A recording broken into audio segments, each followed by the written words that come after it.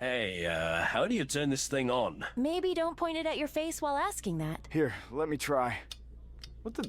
Did you break it? Obi-Wan is gonna be pissed. No, I installed a safety lock. Why the hell would you do that? Because your brothers in the 212th Legion kept stealing it to, play. So what? Let them have some fun, Master. Yeah, I always let the boys play with my sabers. In return, they let me play with theirs. Hey, With their blasters. One of them ended up sticking it in the wrong way around and turned it on. Poor CT3629 didn't make it. oh no, not anal beads. He was a real one. What kind of weird-ass clone name? Oh, that's nothing, Snips. I know a guy named Moist Toes. Now that is a soldier.